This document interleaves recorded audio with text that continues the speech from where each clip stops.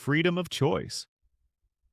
This refers to the capacity of agents to make decisions independent of deterministic constraints, implying a degree of indeterminism or autonomy in decision-making processes. Non-quantum means I interpret this as classical communication channels, such as verbal exchange, written correspondence, electromagnetic signals, e.g. radio or internet, or physical intermediaries, which operate within the bounds of classical physics and do not invoke quantum phenomena like entanglement or superposition. Causality. In physics, this denotes the principle that effects follow causes in a temporally ordered manner, typically enforced by the speed of light limit in special relativity, ensuring no retroactive influences or faster-than-light signaling. In everyday scenarios, two strangers can indeed exercise freedom of choice to initiate communication via non-quantum means. For instance, person A might decide to approach person B in a public setting and engage in conversation or send a message through a digital platform. This process respects causality. The choice to communicate, cause, precedes the act of communication, effect, with information propagating at subluminal speeds. However, the mention of the addition of causality suggests a deeper exploration, perhaps considering whether freedom of choice could enable communication in contexts where classical channels are ostensibly precluded, such as in isolated systems or under deterministic constraints. Let us examine this possibility through two lenses: philosophical perspective, free will and determinism. In a strictly deterministic universe where all events are predetermined by prior states and natural laws, freedom of choice might be illusory. Communication between strangers would then be an inevitable outcome of causal chains, not a genuine choice.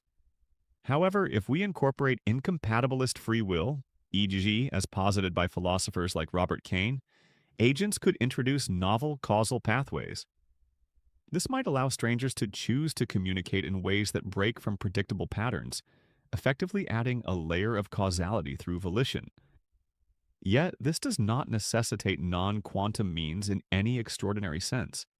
It simply affirms that classical communication can arise from autonomous decisions. Causality remains intact, as choices propagate forward in time. Physical perspective, relativity and information transfer.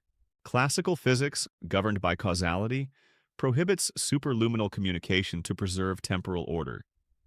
If your query implies a scenario where strangers are separated by vast distances, e.g., light years apart, freedom of choice alone cannot enable instantaneous non-quantum communication without violating relativity. Intriguingly, some interpretations of quantum mechanics, e.g., in Bell's theorem experiments, rely on the assumption of freedom of choice to rule out local hidden variables.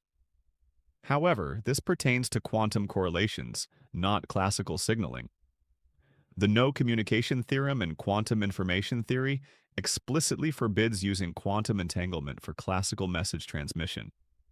Thus, invoking freedom of choice might close experimental loopholes, but does not enable non-quantum communication beyond classical limits. If causality is added as a variable, perhaps meaning the introduction of retrocausality, where effects influence causes, theoretical models like those in quantum foundations, e.g., time-symmetric interpretations, could be relevant. However, these remain speculative and do not empirically support practical communication between strangers without quantum apparatus.